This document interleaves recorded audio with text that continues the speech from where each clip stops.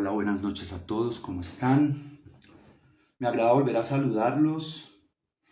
Les cuento que la semana pasada hice un live sobre migración. Concretamente quise hablarles de la experiencia que yo he tenido en el entorno de mi trabajo como psicoterapeuta, con personas de diferentes nacionalidades, colombianos, venezolanos, ecuatorianos, mexicanos, cubanos, que son migrantes, principalmente en Estados Unidos, pero también en España, otros países de Europa. Y fue una conversación muy agradable en torno a un tema que es muy amplio, ¿no? Por un lado, pero que por otro lado, para mí es un tema que me encanta, ¿no? He hecho muchas reflexiones, he sacado muchas conclusiones de la migración, de las heridas que produce la migración a algunas personas y que esas heridas siempre en procesos terapéuticos salen, afloran y que son importantes tratar, ¿no? La vez pasada pude hablar de Venezuela, del público venezolano que ha atendido, de las personas que en el caso concreto de Venezuela pues tienen una herida de migración producto de principalmente haber tenido que salir obligados de su país. Hablé también de los colombianos, que pues bueno, yo soy colombiano, entonces se nos fue el tiempo hablando de colombianos, de venezolanos, de algunas generalidades del tema de la migración, como por ejemplo la importancia de entender que el país de origen, el país donde nosotros nacemos, es siempre, siempre, siempre, a pesar de las dificultades que la política, que los gobiernos, porque usualmente son la política y los gobiernos los que entrañan dificultades para que la gente pueda vivir a plenitud en sus países de origen. Más allá de esos gobiernos, los países de origen donde nacemos siempre son el lugar donde tenemos la mayor cantidad de posibilidades de triunfar. Así como en el vientre de nuestra madre lo tuvimos todo, en el país de origen también lo tenemos todo. Sin importar si es un país rico, pobre, con dificultades, los que escuchen esto pueden pensar en su país de origen, sin importar si todavía viven ahí o si son migrantes, pueden pensar en su país de origen y pueden hacer un acopio de recuerdos para ver todo lo que su país les ha dado, ¿no? Quizá comida, quizá educación, quizá su primera novia o novio, quizá su pareja, quizá sus hijos, quizá las experiencias y recuerdos más valiosos e importantes de sus vidas. Y también el país de origen les puede haber traído muchas dificultades, dificultades que también los formaron, también les dieron la posibilidad de estar hoy, seguramente, viendo este video y queriendo crecer.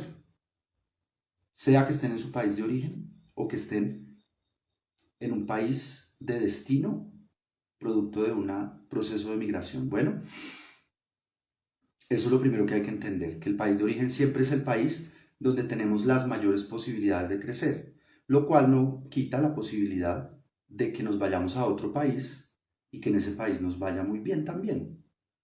Pero no depende 100% de que el país de origen, el país de destino sea rico o que el país de destino tenga más oportunidades que el país de origen. Depende sobre todo de la manera en la que nosotros hayamos resuelto nuestro vínculo con nuestro país de origen, depende de qué tanto lo honremos y lo agradezcamos, y también depende de qué tanto respetemos, honremos y nos adaptemos a las tradiciones, costumbres y modos del país de destino, ¿no?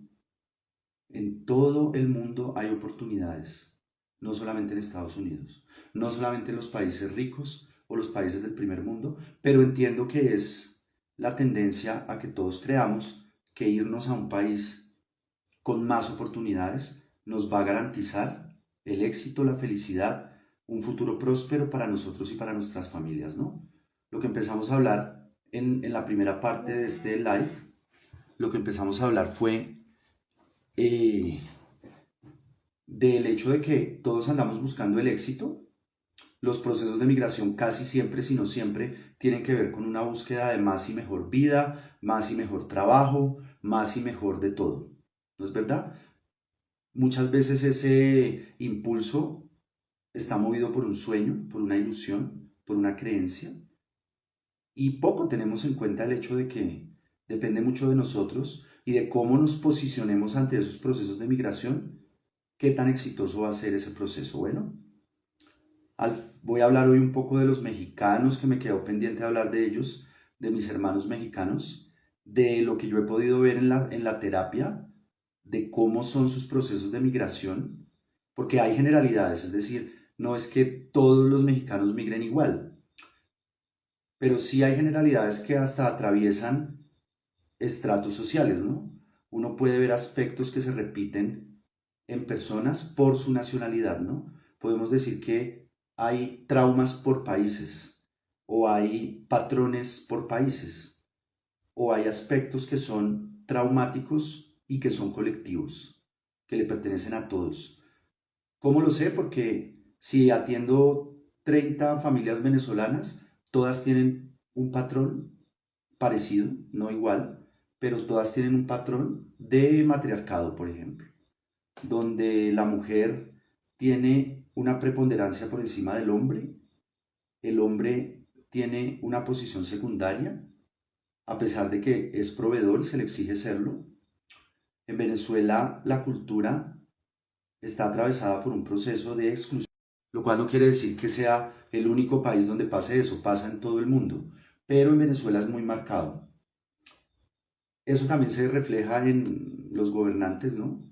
Hablábamos de una frase y es, en el rostro de tus gobernantes verás el karma de los pueblos. Hicimos un análisis sobre eso, sobre que quizá la exclusión de lo masculino, ese karma de ese pueblo, se ve en los gobernantes, ¿no? En unos gobernantes como Chávez, Maduro, Diosdado Cabello, que son la caricatura de lo masculino, ¿no? Que son como hombres demasiado inclinados hacia lo caricaturesco del hombre, que es la violencia, el hablar duro, el ser impositivo, violento, etcétera, ¿no? Y pues que quizá poder ver eso, poderlo verlo desde esta óptica que yo planteo, que puede ser bien tomada, mal tomada, innovadora, o que puede dar luces a algunos, poder ver eso quizá puede abrir las puertas también a un proceso de mejora del pueblo venezolano o de pronto de solucionar lo que de fondo hay, ¿no? En sus conflictos con sus gobiernos y sus políticos, con los que mandan en el país, ¿no? Porque siempre esos que mandan nos están mostrando algo de nosotros mismos como pueblo, ¿no?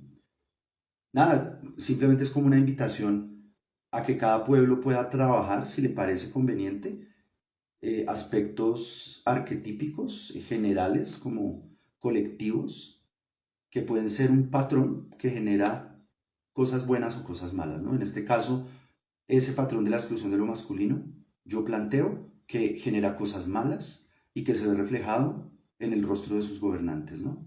En el caso de Colombia hablábamos de la violencia, siempre hemos tenido presidentes violentos, de izquierda o de derecha, y aquellos presidentes que son neutrales, que son de centro, como que al pueblo no le sirven, ¿no? Como que el pueblo necesita a alguien que sea gamonal de pueblo o alguien que sea agresivo, que abiertamente agresivo, que demuestre la agresividad, y que esos gobernantes también son el dibujo de un país violento, ¿no? Hablábamos de que por la experiencia de un amigo, compañero, terapeuta argentino, pero que vive en España, nos contaba que todos los casos que él había conocido de Colombia eran casos donde había un patrón y era una inmensa violencia intrafamiliar, ¿no? Lo mismo, repito, violencia intrafamiliar hay en todas partes, pero en Colombia es muy común, ¿no? Entonces todas estas reflexiones apuntaban a que todas esas patrones de conducta que hay en las familias, que son generalidades por naciones, ¿sí? Una nación tiene una historia y esa historia no es solamente lo que ocurre en los salones del Congreso, en las plazas públicas o como en la vida pública del país, esa historia también es lo que ocurre en las familias, ¿no? Entonces, si uno yo por mi experiencia he podido ver patrones en familias dependiendo de la nacionalidad o del lugar de donde vengan esas personas. Bueno, entonces hablamos de Venezuela, hablamos de Colombia, nos quedó faltando México y Cuba. Algunos mexicanos me hicieron el reclamo que por qué no había hablado de México. Voy a hablar de México. También sé que hubo algunos cubanos que estuvieron pendientes, entonces voy a hablar de México y Cuba. Voy a hablar de lo que he visto en México, de lo que he visto en Cuba. El patrón que más he visto en Cuba es el machismo. Así como en Venezuela hay un matriarcado, ¿sí? Digamos, para hablarlo de forma sencilla, mandan las mujeres. En Cuba he visto lo contrario. Mandan los hombres desde una posición machista, que ejercen en la familia. Y el machismo es una herida que hace que las mujeres tengan naturalmente muchos reclamos hacia los hombres, tomen una posición también de defensa al respecto, pero que aspectos como por ejemplo la infidelidad de los hombres, el abandono de los hombres al acompañamiento de las mujeres en el hogar, por ejemplo, y otros aspectos que se podrían catalogar como machismo, sean muy tolerados y aceptados por la familia cubana, ¿no? Entonces, esa estructura machista yo la he podido ver en 1, 2, 3 y muchas familias cubanas que he atendido, se repite ese patrón, ¿no? El machismo como una herida que produce rencores entre hombres y mujeres, como una herida que produce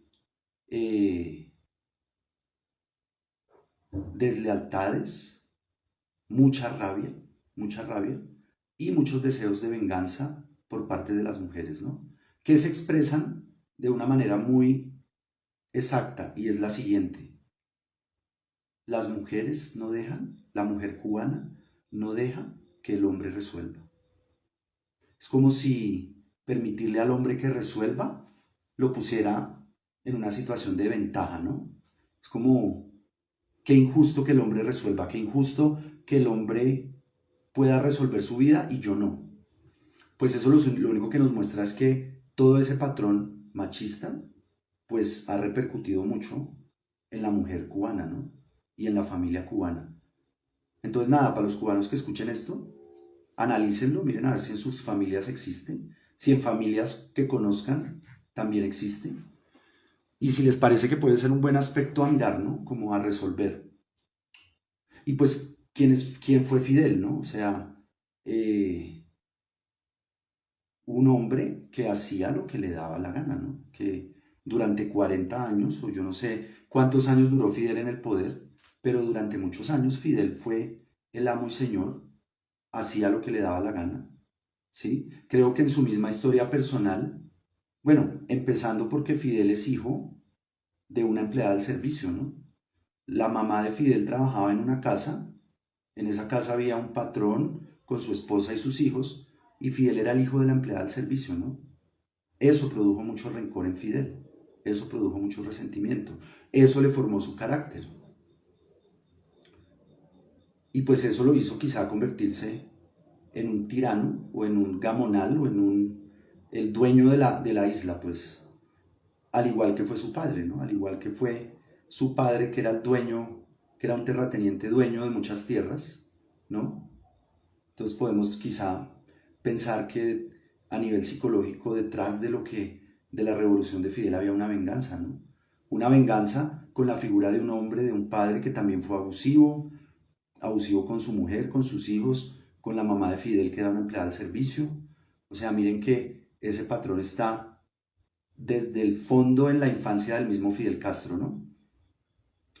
Uno puede ver, por ejemplo, en Venezuela que detrás de ese poder que es muy masculino, de Maduro, Chávez, que era como el arquetipo del macho, pues mandón y gritón y impositivo, pues, ¿no? Sí hay mujeres con poder. La esposa de Maduro tiene poder, la del CNE, que no me acuerdo cómo se llama, tiene poder. Bueno, hay mujeres que tienen poder, ¿no? Pero yo no tengo memoria, quizá desconozca un poco la historia cubana, de si hay mujeres con poder en Cuba. porque lo que uno ve es que siempre el poder está en manos de los hombres, ¿no? Como que las mujeres siempre pasan a segundo plano, ¿no? Eso lo he visto en la familia cubana. Machismo, repito, no quiere decir que no haya machismo en otras partes, pero en Cuba es un patrón. Hola Sofi, bienvenida. Llegaste apenas porque voy a empezar a hablar de México, de lo que he visto en las familias mexicanas, que son patrones de conducta que dificultan los procesos de migración y el éxito en esos procesos de migración. ¿Qué he visto en los mexicanos? En los mexicanos he visto apego. Apego sobre todo por la figura de la madre, de sus madres, pero también apego por la tierra, ¿no? Por la tierra madre, por la tierra que representa un poco el origen, que representa la madre, el vientre de la madre, que representa la tierra que nos dio el primer alimento, ¿sí? La tierra que nos permitió crecer, dejar de ser niños, alimentarnos, criarnos, educarnos, etc. Los mexicanos son, en eso nos parecemos mucho mexicanos y colombianos. Somos muy orgullosos de nuestra tierra, somos muy orgullosos de nuestras raíces, de nuestras tradiciones y costumbres, de nuestra comida, de nuestros deportistas, de nuestros artistas, ¿sí? A mí que me gusta mucho el boxeo, casi que no siempre los boxeadores llevan la bandera de su país, ¿no? Pero si usted es boxeador mexicano o colombiano, siempre la bandera de su país va a estar adornándolo en algún lado, cubriéndose con ella. La bandera siempre va a estar así. Bueno, también lo hacen cubanos, puertorriqueños, etcétera, pero a veces prescinden de eso, ¿no? Pero usted nunca va a ver un boxeador mexicano o un boxeador colombiano que no tenga en su pantaloneta un símbolo de su país, ¿no? Entonces, México es un país orgulloso de sí mismo, de sus tradiciones y costumbres, ¿no? Es un país también muy apegado a la madre, a la figura de la madre y a esas tradiciones y costumbres, a esa tierra de origen, ¿no? Hola Julie, bienvenida. Les cuesta mucho librarse de eso, entonces, si algo va en detrimento de los buenos procesos de migración, es que uno, al país donde llegue, quiera imponer o mantener sus tradiciones y costumbres, lo cual no quiere decir que tenga que negarlas, prescindir de ellas o abstenerse de ellas, ¿no? Pero sí en primer plano siempre debería estar adaptarse a los modos y a las formas de ser del país que te recibe, del país de origen, ¿no? Y en ese orden de ideas veo dificultades en los mexicanos en ese aspecto. Les cuesta desligarse de su alimentación, de sus formas de pensar, ¿no? Y he tenido muchos clientes, consultantes mexicanos, que concretamente les cuesta mucho desprenderse de sus madres, que les cuesta mucho dejar atrás a la madre, sobre todo, pero también a su familia nuclear, padre, hermanos, pero también tíos, primos, etc. Eso pues es una generalidad en latinos, ¿no? Parte de los problemas de los latinos cuando se van a países como Estados Unidos es que se va uno y detrás llega el otro y entonces el que se fue primero logró conseguir una casa, logró tener un trabajo, pero a los 6 meses de estar allá le llega el primo, le llega el tío, le llega y ya después de eso entonces toda la familia quiere que los ayude allí a salir a Estados Unidos. Digamos que eso es como una generalidad en todos los latinos, ¿no? Que irse a Estados Unidos es como si el que primero se va fuera el que va adelante en el proceso de salir de pobres y que de alguna manera ese que va adelante tiene la obligación de llevarnos a todos, ¿no? Como de abrirnos la puerta a todos, lo cual va en detrimento del éxito, ¿no? Porque pues ya no es uno solo tratando de abrirse camino, sino que tiene que abrirle camino a muchos, ¿no? Pero en los mexicanos veo es como la dificultad de dejar atrás, ¿sí? Siempre que nos vamos, nos tenemos que despedir. Siempre que nos vamos, siempre que queremos hacer algo nuevo, tenemos que renunciar a algo, ¿no?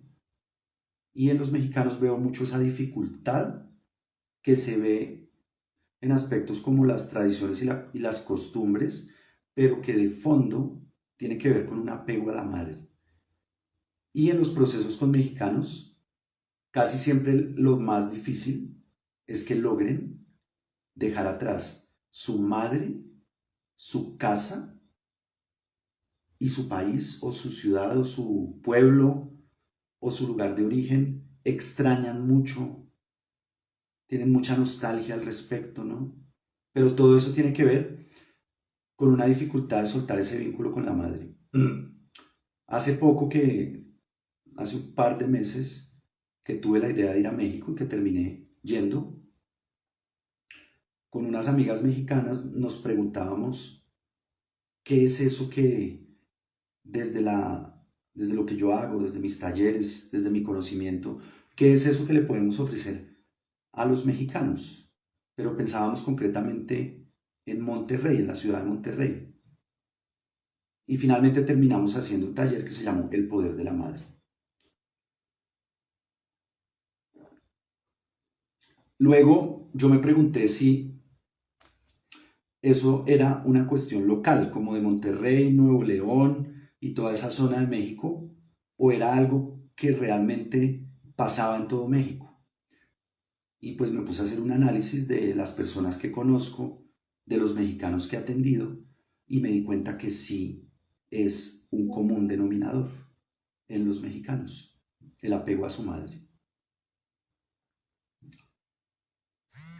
No sabría cómo poder ver eso en el rostro de sus gobernantes.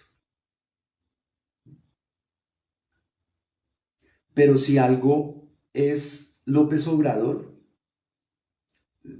puede ser esto un prejuicio, pero es que es muy parroquial, ¿no? Es como, hola, buenas noches a todos los que se van sumando. Es como un presidente parroquial, ¿no? Que por lo menos tiene un estilo parroquial. No sé cómo sea en su gestión como mandatario, pero uno sí lo puede ver, que es como de pueblo, que es como que hace unas ruedas de prensa con una terminología y como con un tono general que parece más, sí, el alcalde de un pueblo o el rector de un colegio que un presidente, ¿no?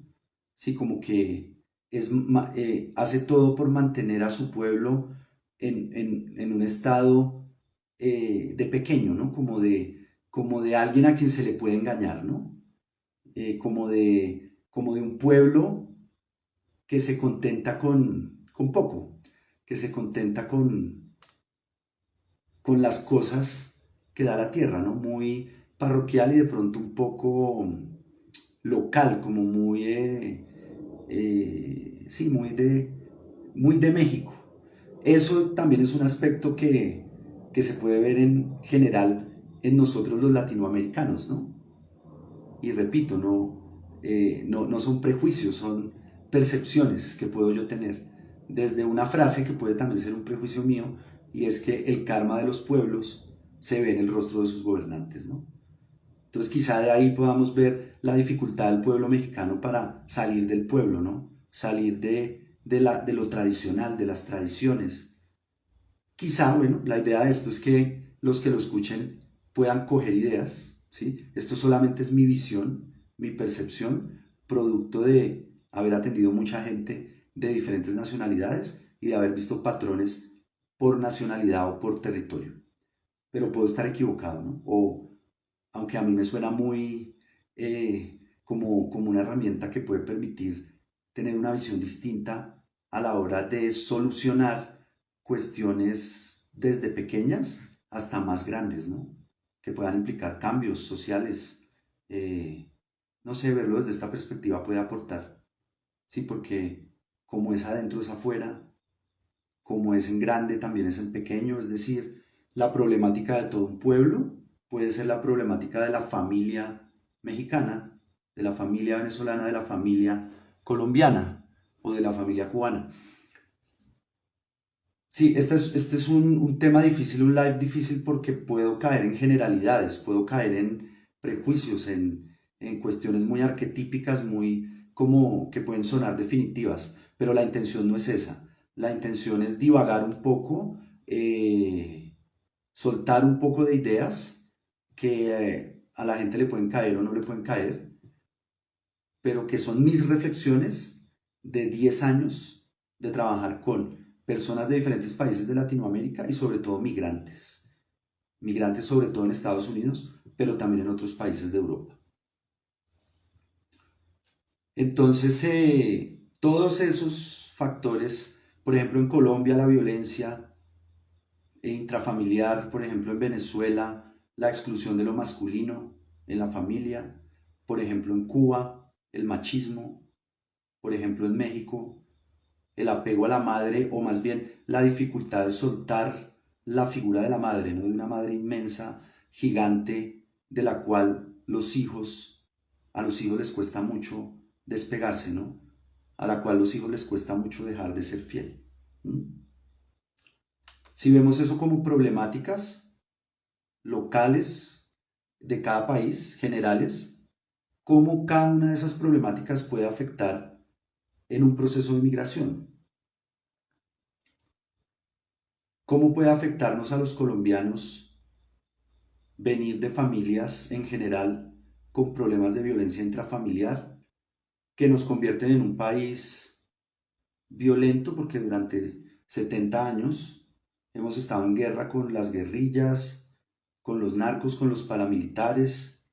Entonces no es un prejuicio sobre nosotros mismos, pero sí es una realidad, ¿no? Que se ve también en la manera en que manejamos carro, en que nos relacionamos, etcétera. ¿Cómo puede afectar esa violencia endémica de nuestro país en un proceso de migración?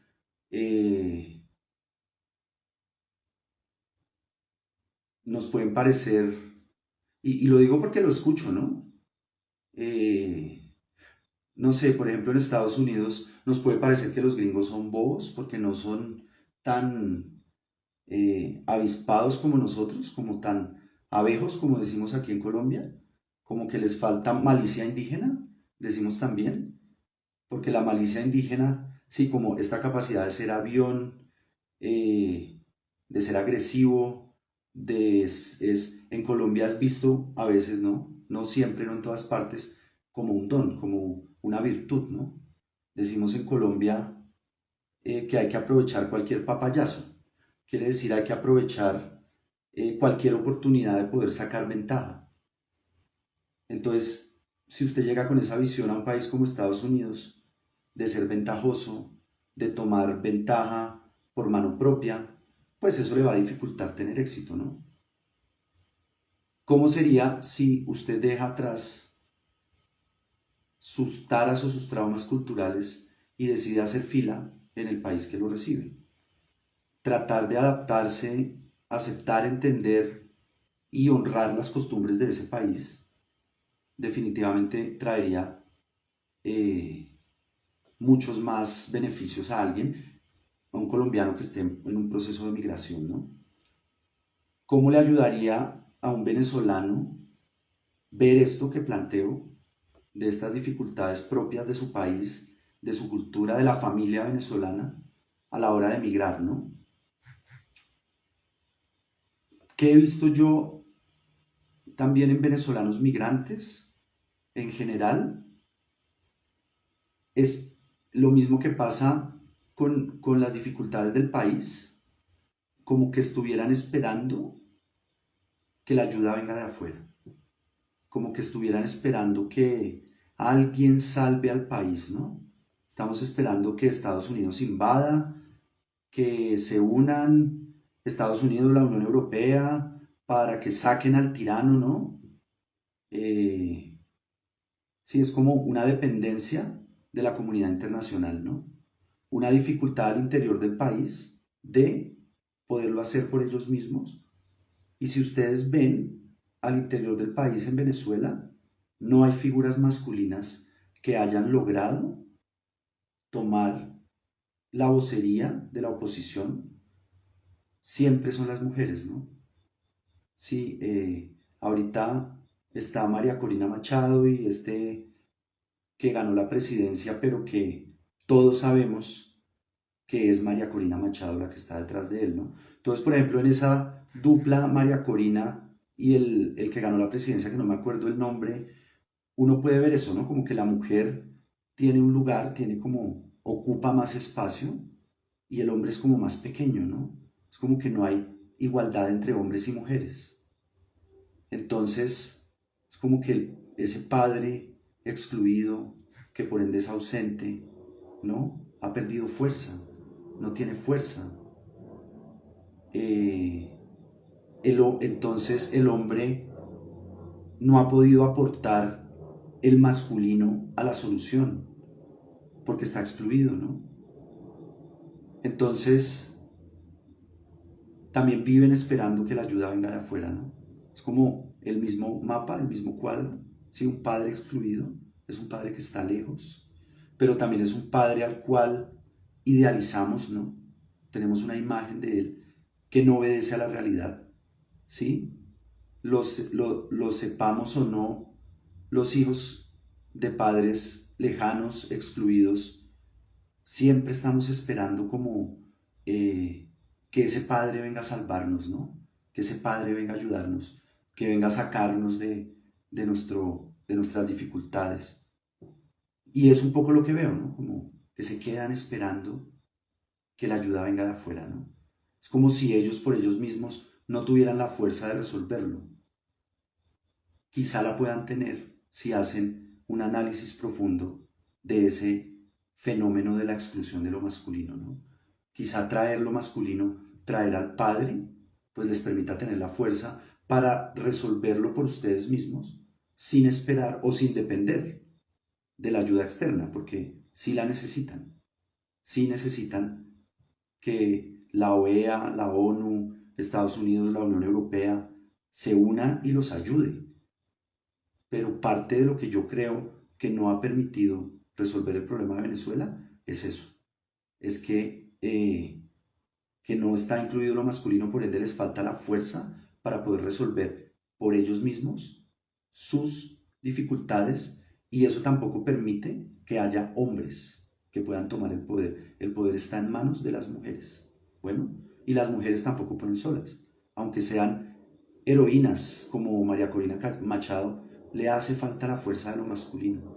Y fíjense que eso también ha impedido que ella tenga la fuerza, aunque la tiene, pero le falta un pedazo para poder tener éxito en el proceso de derrocar a esa tiranía que tanto daño les ha causado.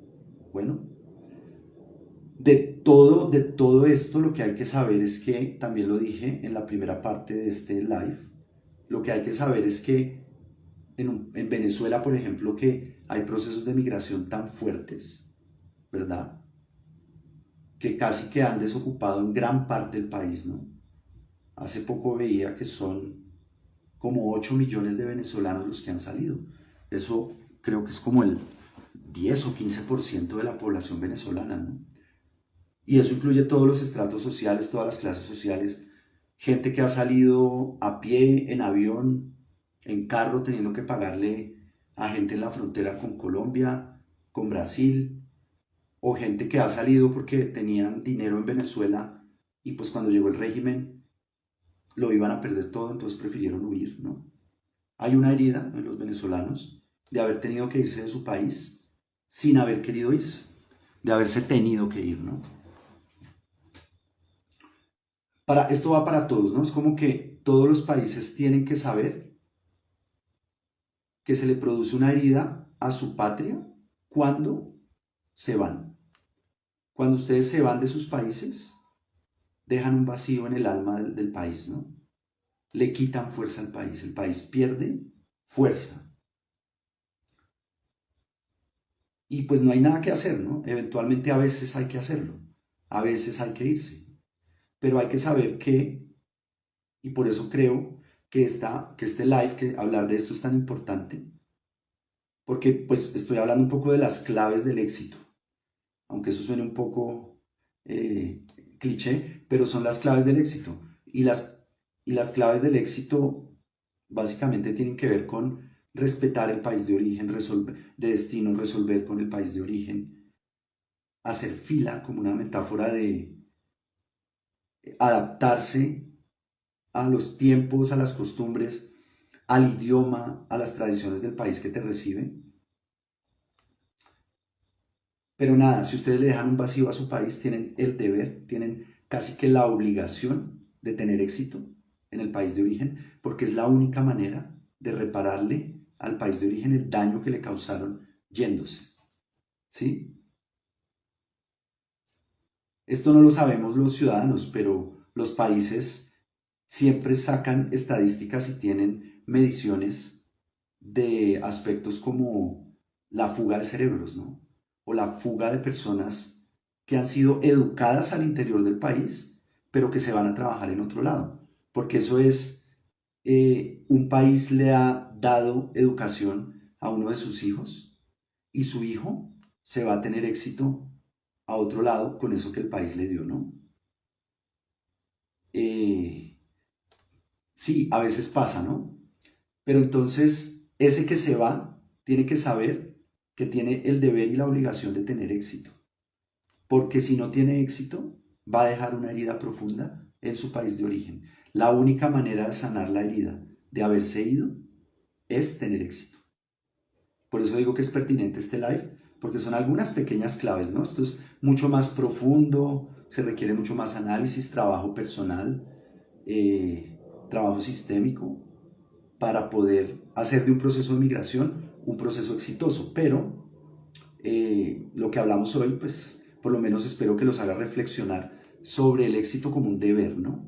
Y por ende, buscar qué es eso que nos puede permitir tener éxito en un país de destino, en el país al cual migramos.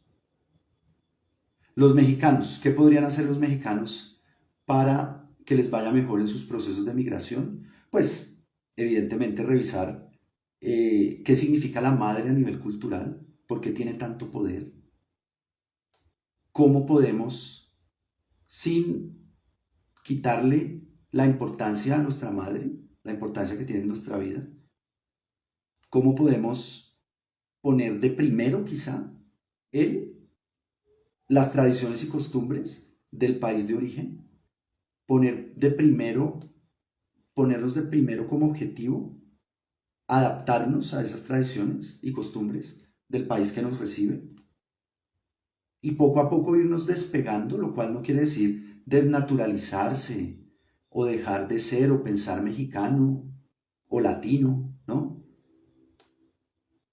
Pero es que fíjense qué pasa, ven que por aquí Sofía Franco me estaba diciendo algo.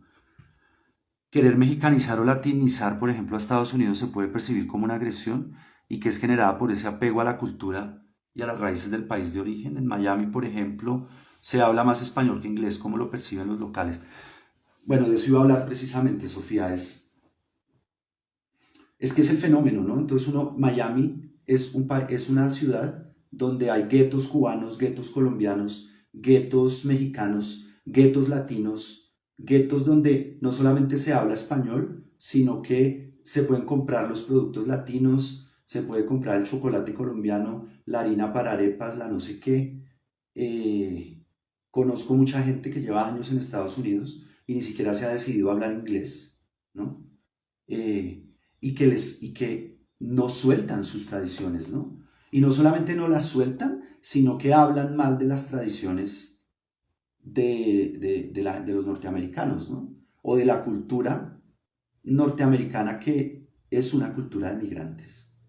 No es una cultura norteamericana, pero los migrantes que tuvieron éxito, y cuando hablamos de éxito en Estados Unidos, es de italianos, irlandeses, ingleses que tuvieron mucho éxito, ¿no? Que se hicieron millonarios. Porque el sueño americano es la promesa de que tú en Estados Unidos puedes ser muy rico si quieres, si trabajas, si cumples las reglas, si pagas los impuestos y si te adentras de alguna manera en la cultura norteamericana. Pero pues si hay estos guetos, hay ciudades que ya son más latinas, donde se habla más español, pues eso es una evidencia de que a los latinos nos cuesta mucho llegar a un país respetándolo, ¿no? Es como que queremos sacar de Estados Unidos el sueño americano y todo lo que el país nos puede dar, pero rara vez estamos pensando en nosotros darle, en nosotros mejorar su cultura. No digo que todos, ¿no? Seguramente habrá muchos que sí lo hagan. Esto para un latino puede sonar raro, ¿no? Pero le iría mejor si suelta un poco su cultura latina y hace un esfuerzo consciente por adaptarse a la cultura norteamericana, ¿no? Y por verla con buenos ojos.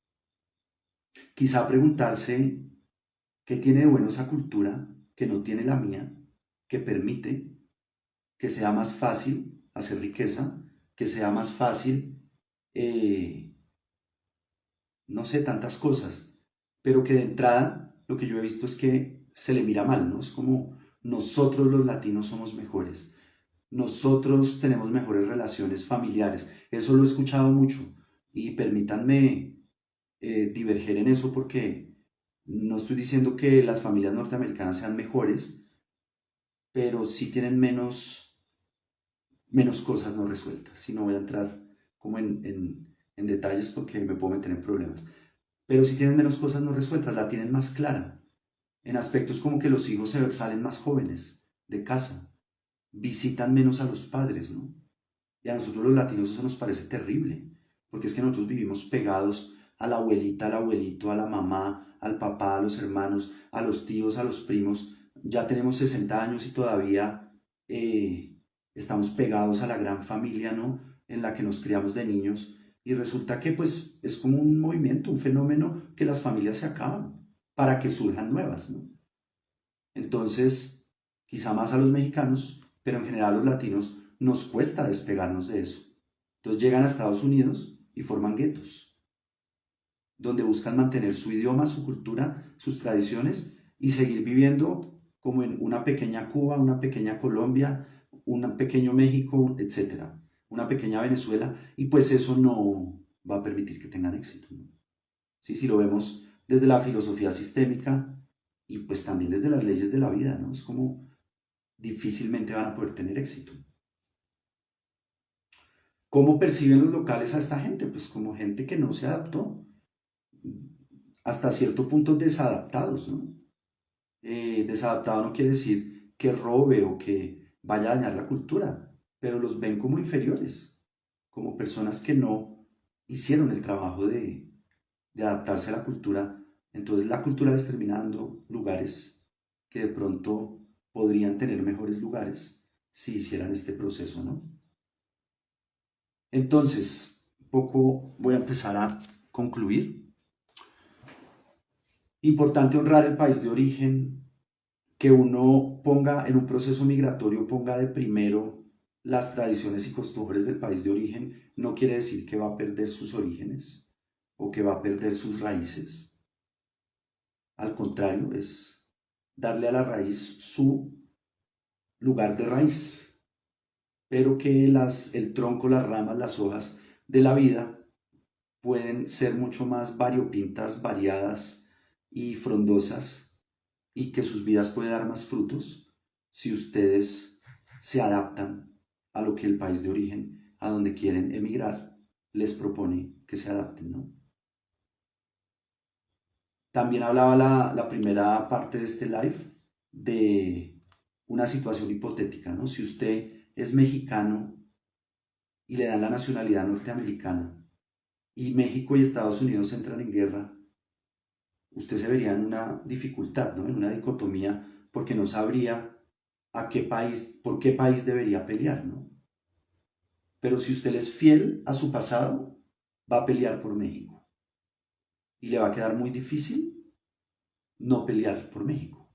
Pero si usted es fiel a usted mismo, si es leal a usted mismo, si es leal a su presente y le es leal al país que le va a dar a usted su vida presente y su vida futura, pues aunque pueda sonar difícil, es lo que debe hacer, ¿no? Usted debe trabajar para el país que le da la vida actualmente. Sería muy triste, ¿no? Que eso pasara, pero, pero así es y así debe ser. Y pues obvio, ¿no? Si usted un día en el campo de batalla tiene que encontrarse con sus primos, pues qué difícil, ¿no? Qué difícil. Pero este ejemplo nos permite ver que, pues que a nosotros los latinos nos cuesta mucho desprendernos del pasado, en general. Nos cuesta mucho desprendernos de la cultura, y que hay traumas psicológicos, porque finalmente este live es para ver que detrás de todas esas dificultades, a la hora de emigrar, hay cuestiones psicológicas profundas de la familia latinoamericana. En este live quise hablar de generalidades muy concretas de cada una de estas nacionalidades que conozco.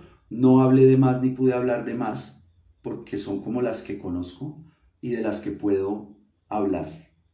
De las otras no puedo hablar de panameños, de costarricenses, porque no tengo suficiente información como para sacar un patrón, como para poder decir que veo un patrón. Entonces, para mí es muy valioso esto, ¿no? Poderlo ver desde esta perspectiva me ha permitido a mí ver el problema como el problema de fondo, el problema psicológico de fondo, el problema que a veces no se ve, ¿no? Entonces, pues espero que sea un aporte. Sé que puede ser controversial porque se habla en términos que pueden sonar a prejuicio o que pueden sonar a generalidad, y todas las generalidades son odiosas, pero créanme que obedece no a un estudio como tal, pero sí a una experiencia mía que me ha permitido sacar conclusiones, sacar esos patrones y ver traumas colectivos, traumas nacionales, cosas que se repiten una y otra vez en una familia, la otra familia, la otra familia, la otra familia, sin importar el estrato social, la forma en que hayan emigrado. Espero que sea de utilidad y que lo puedan ver en su justa dimensión, no como un prejuicio, no como una generalidad, sino como un deseo mío de darles mi conclusión de un tema que a mí me gusta mucho, me apasiona mucho, que me permite tener una visión geopolítica, pero desde la perspectiva psicológica. Espero que para ustedes también sea de aporte. Les agradezco mucho a los que lo vieron en vivo y a los que lo van a ver. Me gustaría saber qué piensan. Eventualmente mañana puedo abrir una caja de preguntas, pero también de opiniones, de qué piensan de esto, cómo les suena todo esto. Este es el segundo live, ¿no? Hay otro, está ahí en mi canal de Instagram. Entonces, nada, cuéntenme qué piensan, qué les parece esta propuesta, esta visión mía de las cosas, de la migración, de los países, de los gobiernos, etc. Les agradezco mucho, de verdad. Para mí es muy duro hablar de esto porque siento que estoy hablando generalidades y prejuicios, pero no es así, no es así. Lo pensé mucho para hacerlo, pero por favor véanlo desde esa perspectiva y por favor coméntenme. Por favor, díganme qué piensan de todo esto. Díganme si ustedes también lo ven. En fin, les agradezco mucho. Gracias a los que estuvieron aquí y a los que lo van a ver en diferido. De pronto este domingo o la semana entrante voy a hacer el taller que les prometí del estrés. El estrés como algo que está pasado de moda, pero que nos cuesta todavía soltar, ¿no? Porque todavía tenemos la creencia de que el estrés es necesario para trabajar, para vivir, para lograr. Pero ya estamos en un tiempo en el que el estrés es lo contrario, ¿no? El estrés nos quita posibilidades. Entonces estén pendientes de eso. Un abrazo a todos, buen fin de semana. Quiéranse mucho, los quiero mucho y nos vemos pronto. Hasta luego, gracias, chao.